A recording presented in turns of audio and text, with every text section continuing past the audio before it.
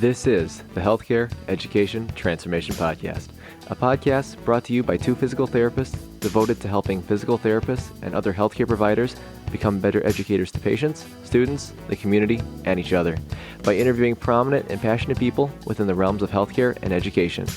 The Healthcare Education Transformation Podcast is intended literally for educational and entertainment purposes only. No clinical decision-making should be based on only one source, and therefore this podcast should not be used as personal medical advice. While care has been taken to ensure accuracy, occasionally mistakes and factual errors can be present, as we are only human. This is our journey on the road to becoming better educators, so get ready with your pen and paper as class is about to begin. Hello, and welcome to another episode of the Healthcare Education Transformation Podcast. I'm your host, F. Scott Field, and as always, I'm joined by my co-host, Brandon Pone. We're so excited to have a world-renowned pain scientist as our guest on the show tonight. We're super enthused to announce Dr. David Butler as our guest. Dr. Butler is the author of numerous book chapters and articles and texts, including Explain Pain and Explain Pain Supercharged, as well as many more, and the director of the Neuro-Orthopedic Institute out of Adelaide, Australia. He attended the University of Queensland, where he obtained a bachelor's in physiotherapy and a graduate diploma in advanced manipulative therapy. He then went on to get his master's at the University of South Australia on the sympathetic nervous system, and then eventual doctorate in education from Flinders University. David is a clinician, an international freelance educator, an adjunct professor with the University of South Australia, and an honored lifetime member of the Australian Physiotherapy Association. His professional interests focus around the integration of neurobiology into clinical decision-making and public and professional education in pain, stress, and performance management. Food, wine, and fishing are also research interests of his. Today, the focus of discussion is Dave's forte in the conceptual change science and strategies for the public and professionals. Conceptual change can kind of be looked at as a branch of educational psychology focusing on learners having well-developed existing misconceived knowledge. David, I just want to take a moment to acknowledge you for all that you've done in the field of pain science and education. We're so honored to have you on the podcast today. You've helped so many people across generations who've been dealing with pain, and you've truly been an idol of mine and a hero for years. My wife actually purchased me Explain Pain for a birthday gift back in 2013, and I've been hooked ever since. So I know we kept your bio relatively brief, but is there anything else you'd like to add for our listeners that they may want to know about you? Thank you. Thank you, Scott. Thank you, Brandon. Thanks for having me on the show, and thanks for that lovely introduction. Look, I'd probably like to say I'm getting to the end of my career, I guess, but I'd like to think that I've been a witness for a lot of change out there, and I can see a lot of change coming in the future. Awesome. Kind of with that being said, I know our talk is about around this conceptual change science, but to kind of get an overview of that, with there being such a history of educational psychology perspectives from many different aspects and so many different schools of thought, Dave, what branches of educational psychology do you feel have the most relevance in this day and age? And why would you say that? Yeah, you touched on it before. So if we look at the broad field of educational psychology, I guess the majority of the field could be classified under the learning and instruction group. And then we see this group emerging maybe 15 to 20 years ago, and they could be broadly called the conceptual change group. And this conceptual change group emerged because there was this rapid awareness that, particularly in teaching high school, but also university students science, that there was an issue, that there was a group who weren't getting it. And I'll talk about it a bit later. This group may not have had what we call an emergent neurotag, or a capacity in their brains to actually take on new information. And I guess the big difference between the conceptual change group and the learning and instruction group is that the conceptual change group, it's where we're dealing with people who have existing knowledge. And of course, my field is chronic pain and chronic stress, and our patients, our clients, come in with an enormous amount of existing knowledge, much of it misconceived, and the strategies to dealing with that are actually quite different to the learning and instruction, where the patient or the client or the learner is really thought of as a blank slate. So you're just adding information where there's not much prior information to deal with first. If I had to pick one author for interested listeners, it's Mickey Chai, and who's edited the International Handbook of Research on Conceptual Change, which is, I guess, a bit of a Bible of a textbook, which I use now. Awesome. What are some of the strategies that you've found to be the most effective with utilizing the conceptual change science principles to address some of the public misconceived knowledge? To address public misconceived knowledge, there's quite a bit. And probably the major thing I say to people who are educating the public is, and for health professionals, that they're moving into education. And the most fundamental thing in any education is to have a curriculum. So, for example, if someone says to me, "Hey, Dave, I've been doing a little bit of explain pain," I'll often say back to them, "Oh, that's great. What's your curriculum?" And they'll look at me oddly, and I say, "Well, curriculum, what are your target concepts? What are the resources you use to service the target concepts? How do you give them experiential impact as well? How do you sort of measure the outcome?" All of these essential parts of a curriculum, I think, are essential. In public education, I think an educator with a curriculum, you have to be agile. So, for example, in pain, it's not just having the one story. So, for example, I would have groups where I'd be quite happy to talk about the brain immediately. But in others, you kind of, or more or less, sneak up on the brain if you want, talk about issues in tissues and work up to the brain. I think strategies for the public, you've got to have educators need stories, and the critical thing of meeting patients at their stories.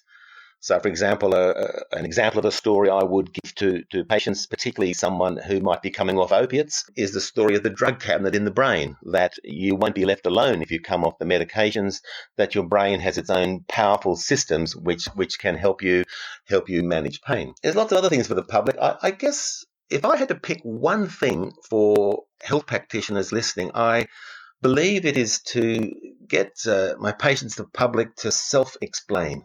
So if I was to provide some education, I would then ask, what did you take from them? What did you take from the information? And I would want them to turn that knowledge into functional knowledge. So, for example, say I was trying to discuss with somebody that pain depends on context. All right. And I might link that in with pictures of the brain, how when you're in pain, the brain lights up like a Christmas tree, that many, many things come in to construct a pain output. But I'd want them to go away and think, hey, you were right. I had no pain when I'm happy. Or the mother-in-law was there and it was really, really bad. Or, gosh, I tried that task another way and I could do it. So this experiential learning, I think, is important for the public. And just one more, if I could say, I think health professionals need to get into linguistics.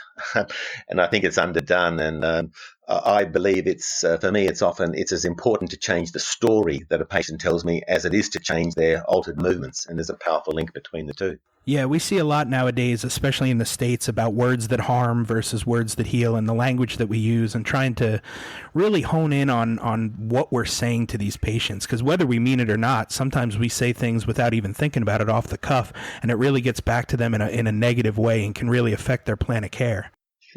Sure does, and I couldn't agree more. And take the word painkiller, which I think is widely used over there, but people use the word painkiller for their tablets, for their sort of medications. But if you think about that, the word painkiller is actually enhancing the notion that pain is enemy.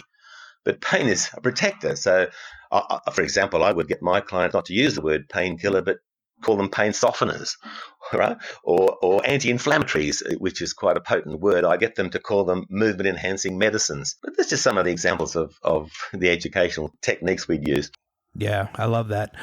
So let's kind of take the other end of the spectrum now. What kind of conceptual change science principles and effective kind of methods are you using when addressing the misconceived knowledge when it comes to professionals, like in a peer-to-peer situation, maybe where you're trying to re-educate? What are you seeing in that realm? Well, I've got to admit that it's sometimes harder to get conceptual change in patients than it is in some of my peers. I would admit that, but the principles are similar. So a health professional, if I go and educate them, I will have a really well-developed curriculum first, and I don't think that's done enough out there. So it's a similar process to conceptual change in a patient. I also think that health professionals with education, that there's a lot of allied health out there, and for example, hypnosis or counselling skills or CBT or motivational interviewing, these are all skills that can be added. And I must admit, I'm particularly impressed with the notions of hypnosis. So I always aim in my lectures and talking to professionals and the public to try and get people in what we assume is a theta rhythm, where the brain we know is more sticky, that information will stick within the brain a little easy. But you know what? For me, it is that the nervous system, the neuroimmune system is so interesting, inspiring, it's uplifting that I think that you can get out there and make people excited. And what really excites me is with our new knowledge of plasticity, of change, and the research in explained pain, I try and inspire health professionals with the notion that, for example, in chronic pain, that recovery is on the cards. Lift expectations, and that notion of recovery on the cards rather than let's just manage it, I think is quite important. And I get excited about it. And I'll give you two examples of things that have excited me recently. Just reading up and listening to some brain immunological work. The notions that the microglia in our central nervous system, the microglia in our brains, of which there are as many as there are neurons. If you have a thought, right? If you have a thought, there will be a network in the brain which is a light, but these microglia can move towards that thought, right? Which I find that stunning, and solidify it and make it sit there and make it more easily retrievable. I find that fascinating. And just one other thing, the notion of lubricin, that compound, that beautiful compound that lubricates our eyelids and our joints, for example. The notion that lubricin is a psychosocial fluid, that it's actually affected by your thoughts and feelings and beliefs. But these are just examples of a story out there that should excite anybody in the world of health. And I think that excitement and inspired curiosity is a critical thing for conceptual change in health professionals. Yeah, no, totally, for sure. And I mean, even for me, for example, when I first came out of school and I didn't know a lot about, the explained pain and the level that could entail, because I'm only 2 years out of school, but, after learning that data and just seeing the curriculum and seeing all that stuff, and you're like, holy cow, what a change. Yeah.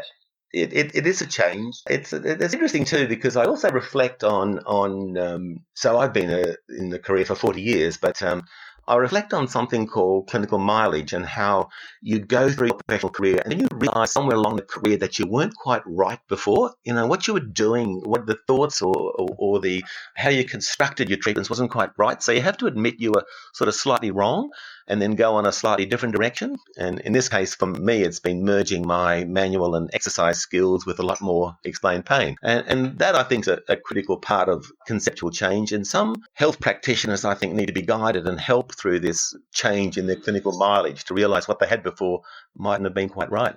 Yeah, David, that's a great term. I'm 10 years out now, and I still don't quite consider myself an expert, because I think I had to backtrack a little at some point in my career and relearn some things and rethink the way I looked at things. So I still feel like I've got a couple years to go, but that clinical mileage you're talking about, I mean, that's done wonders for my quest towards expertise, and just recognizing it. Yeah, I think that's important, the preparedness to be nimble and change as you go along, because as we know, for example, the neuroscience or the neuroimmunological information that's coming out now is demanding change. And as I said before, one of those changes is to lift expectation that for many people, recovery, if we're good at it, should be on the cards. Yeah, no, for sure. That's a great point. So Dave, where in your opinion, do you think that the educational psychology research needs to focus more on? That's an interesting question. And I actually think that we, from the world of health, need to focus more on the educational psychology world first. So, for example, when I went and did a doctorate in education, I came out and I thought, what have I learned? And I tried to summarize it. And I realized that the data out there to convince let's say a 10-year-old boy or girl that the world is not flat, all that research, all that work's been actually done. And that hasn't really been transferred into convincing someone with chronic pain that a lot of the biology, a lot of the processes constructing the chronic pain are actually in the brain. So that conceptual shift. So my first response to your question is that, hey, maybe we need to look at educational psychology even closer. There's a lot there, and like there's this silo of the world of education, and there's this silo of the world of health, and we haven't really mixed enough. But to answer your question a little bit more fully, there's one area that we think is critical, and I notice it being picked up in the world of educational psychology, and that is the notion of emergence. So what that means is, if some of your listeners would be familiar with this scenario. You're trying to explain something to a patient, and you suddenly realize their eyes have glazed over, right? Or you're talking to like a forehead. They're just not getting it. Now, it's quite easy to talk to someone about healing of tissues because that's a linear process. And it's as though we've been brought up and all of our education is in a linear sense. But when you swap to talk about pain or love or stress, it's a lot harder. And that's because pain, love, stress are actually emergent processes. So what that means is many things come together at the same time to create it. Right? So in a pain state, there could be 20, 30, 40 little elements that are coming together at the same time to construct pain.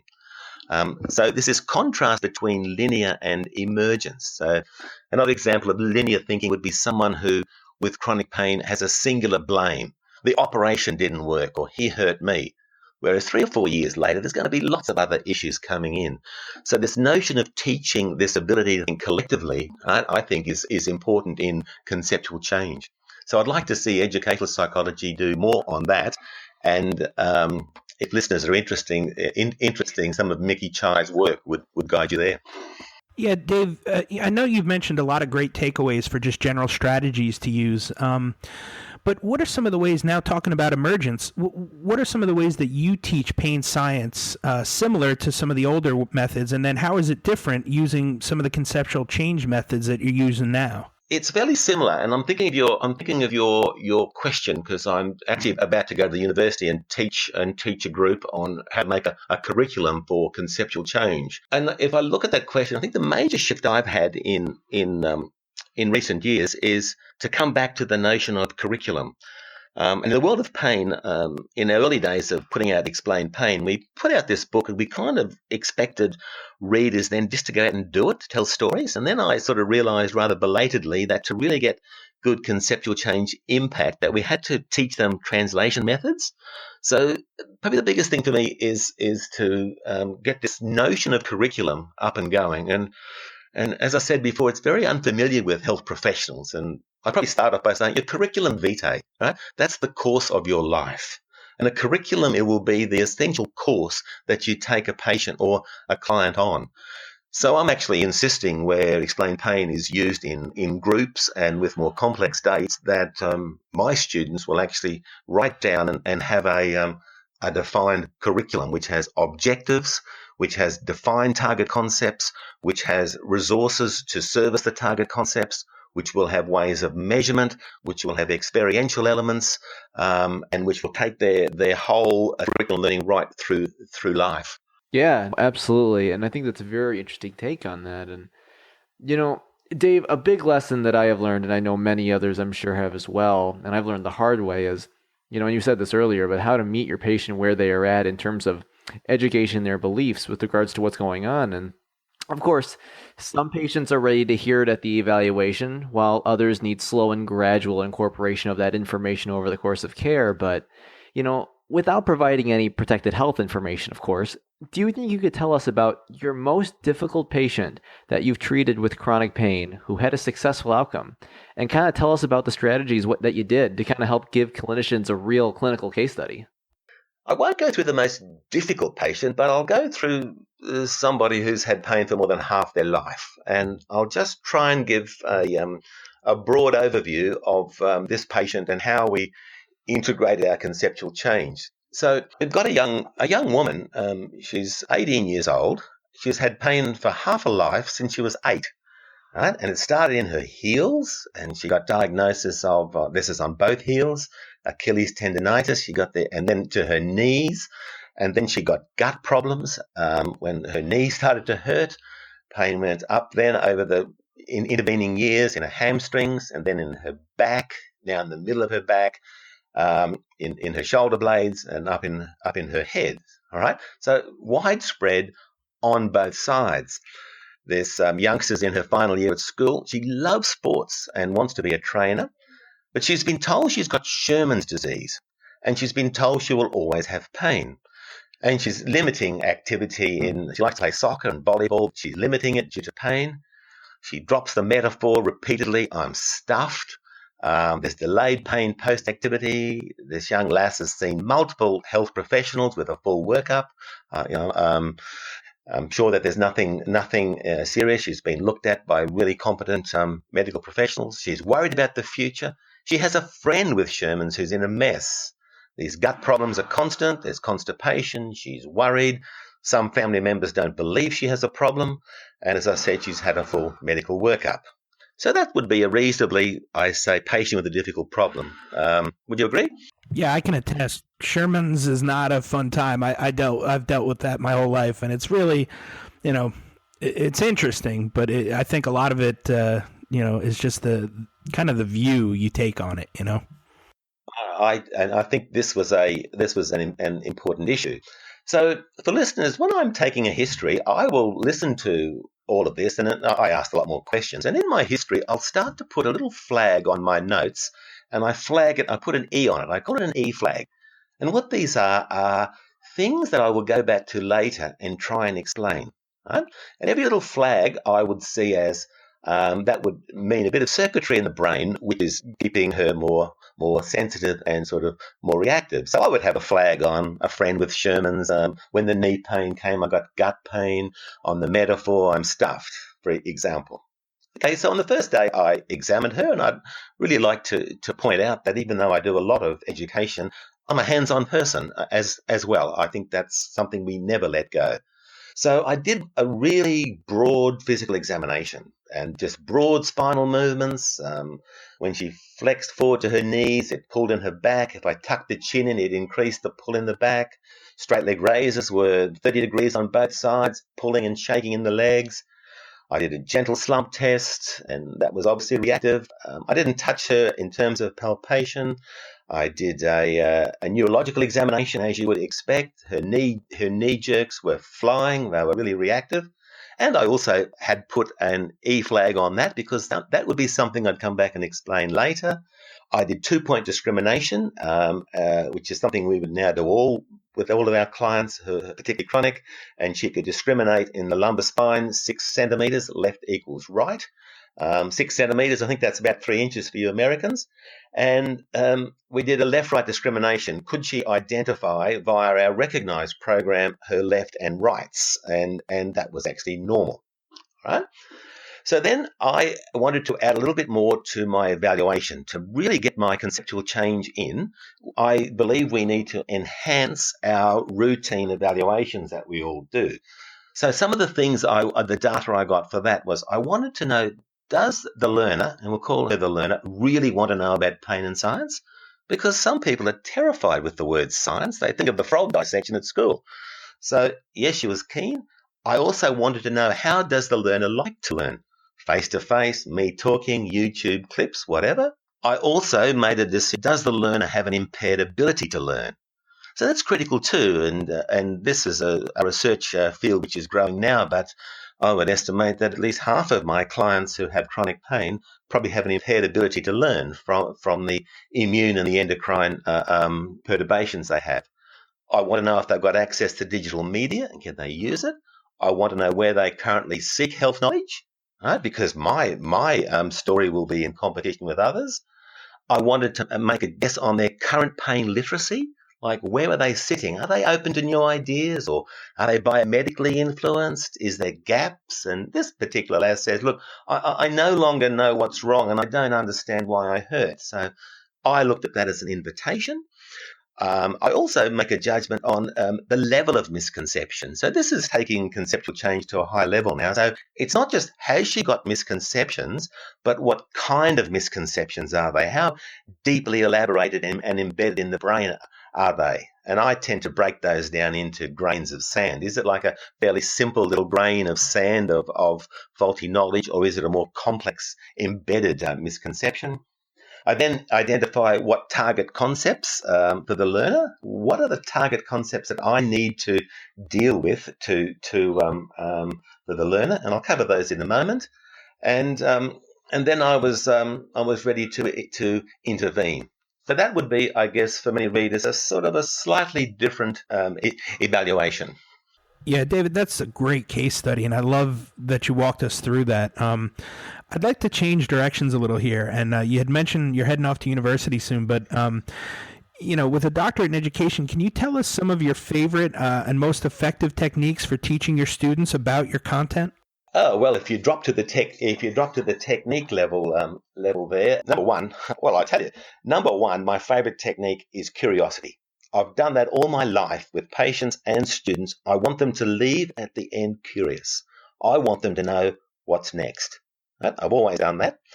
The second thing, I've always been a believer in education with humour, and I've always believed in educating. I'll go no longer than 6 minutes without changing my flow or changing my direction. I try and limit my PowerPoints. Two basic techniques from education. Anytime you can provide one example, try and provide two. And another basic technique from education and conceptual change is the use of contrast, always contrasting. And, somebody asked me about this. I do a lot of national and international talks, and somebody said to me, if you give, say, a 1 hour talk at a national conference, how much preparation do you do before?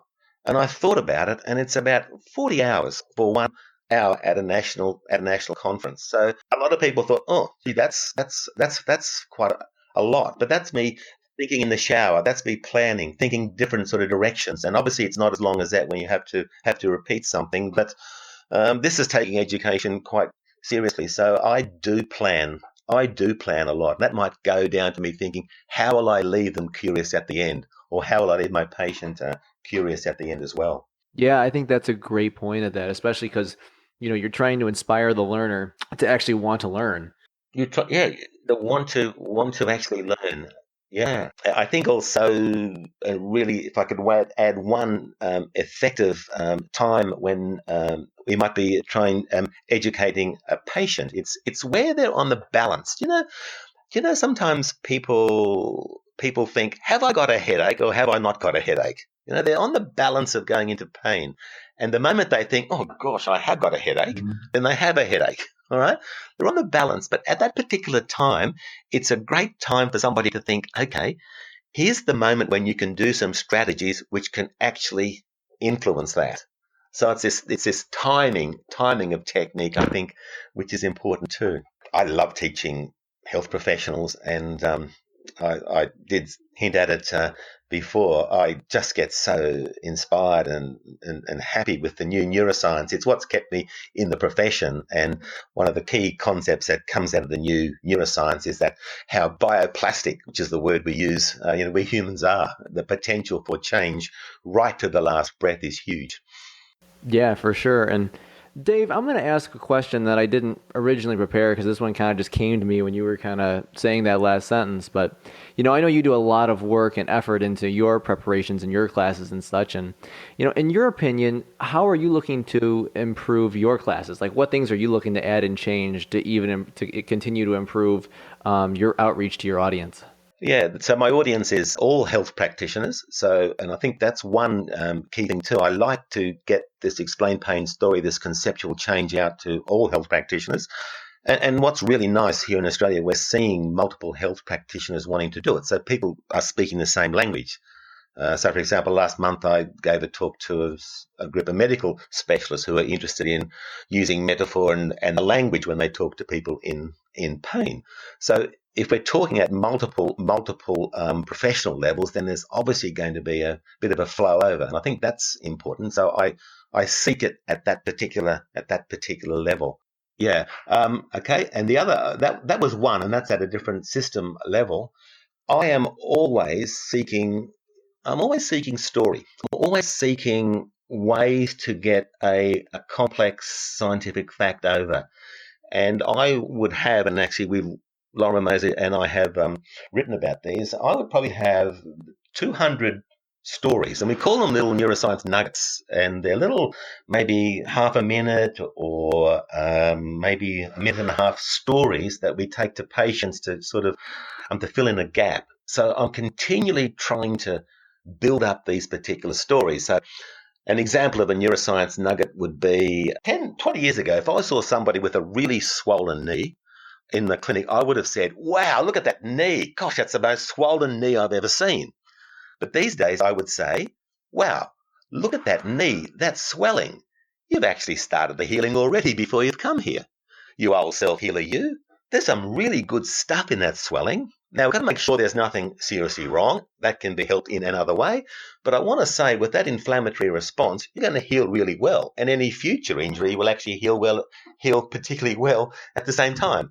So what I've done there is a conceptual shift from swelling as something dangerous Just swelling is something, oh, okay, and it's an empowering thing. But that would be an example of a little collected story we would use, and I'm always collecting these. The other thing which I'm also doing or moving more is into linguistics, and particularly into metaphor, and looking at when we hear someone tell their story, look at the language constructions and trying to break them down into kind of metaphor. So, for example, if someone uses invasive metaphors, it's like a knife in there, it's burning deep inside. I know that that concept will have immunological effects and it'll be held deeper and deeper in the brain. So I would try and change that. I try and change prognostic sort of metaphors, like someone says, I'm stuffed, I've got 1 foot in the grave. If I was a horse, they'd shoot me. And I give them the story of, oh, he's a goldies and we are bioplastic and we can change. I also try and deal with metaphors where people are seeking to put language so they can tell people about their pain. So chronic pain, which doesn't have an object to link it to, like smell has coffee and sound has Bob Marley. Pain's hard to explain. So we see this language emerging like I'm falling apart at the seams, I'm fragile, something's going to break inside like glass. So I'm very aware of these and I pick up these stories because they're the kind of patients who I believe I can give a really good explanation about why they're hurting so they can use and express themselves in a far better language. And I guess that's the direction, those 3 points is where I'm heading lately. Yeah, no, I think those are 3 great points there, and I think that's something to really take into account. Dave, we usually ask this question at the end of every episode. If you could change one aspect of healthcare education, physiotherapy or otherwise, what aspect would you change and how? I know exactly what that is.